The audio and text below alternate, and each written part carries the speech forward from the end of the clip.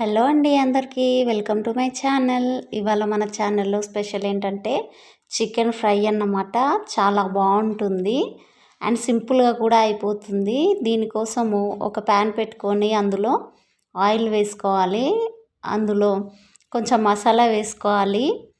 చెక్క, లవంగాలు, ఇలాచీ వేసుకోవాలి. అది కొంచెం వేగాక ఒక 3 పచ్చిమిర్చి వరకు కట్ చేసుకొని వేసుకోవాలి.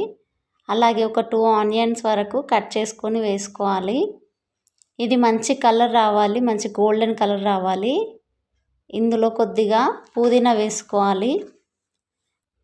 పుదీనా కూడా మంచిగా వేగాలి. ఇందులో 1 టేబుల్ స్పూన్ వరకు అల్లం వెల్లుల్లి పేస్ట్ వేసుకోవాలి. అలాగే 1 టేబుల్ స్పూన్ వరకు పసుపు కూడా వేసుకుంటున్నాను.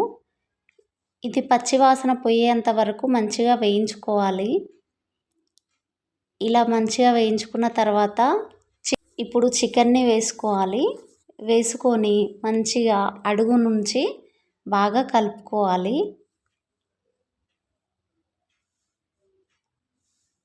ఇలా మంచిగా కలుపుకున్నాక దీని మీద మూత పెట్టుకొని ఒక 10 నిమిషాల వరకు ఉడికించాలి. చూడండి, ఇలా ఉడికింది కదా. ఇప్పుడు దీన్ని ఒకసారి కలుపుకొని ఉడికించుకోవాలి.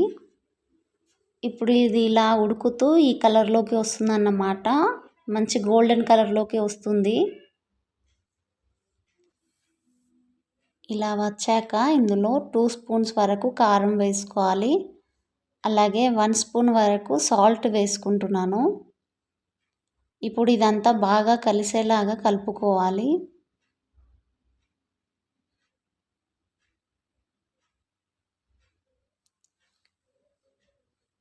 ఇది ఇలా కలిపాక చికెన్ కలర్ చూసారా ఎంత బాగా వచ్చిందో.